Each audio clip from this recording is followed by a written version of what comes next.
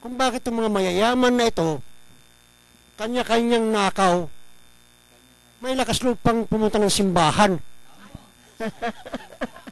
O, tingnan nyo. Okay. Yun ang sinasabing, kasi, mayroong dalawang nag-uusap. Si Lord at saka si Lucifer. Si Taning. Ang sabi ni Lucifer, Maestro, paramihan tayo ng tao para malaman kung sino talaga ang tunay sa atin na maka-Diyos.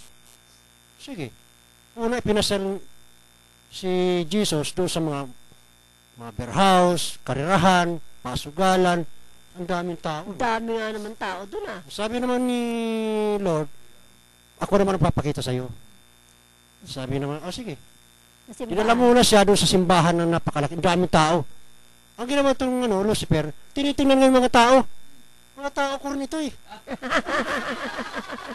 Simula Lunes hanggang Sabado, nasa beer house ito. Totoo yan. Araw ng linggo lang mabait.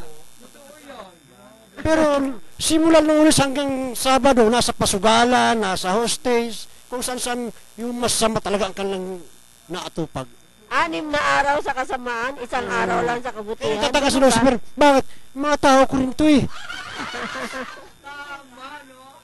Tama kayo dyan. O, yung mga tamaan dyan, tamaan na sana kayo, magkaroon sana kayo ng bukol dyan. Di ba? Maraming klase ng tao dito sa ating bansa. O, di ba? I-memorize nga natin yan. Kung sino pa yung gutom, kung sino pa yung hirap na hirap, siya pa nagpupumilit, magbaybay ng Bible. Pero itong mga tao, mga mayayaman, palibasa talagang nananaig yung kanilang pagnanakaw, ay alam namang magdasal pa ito. Baka ang isip nila, baka di napakinggan eh. At nakaw kanina eh.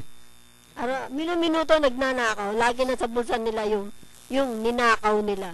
At kinakain pa nila yung ninakaw nila, ha? Hindi lang kinakain. Itinatago pa, baka manakaw o magnanakaw. Alam na masakit sa kalooban nila yan.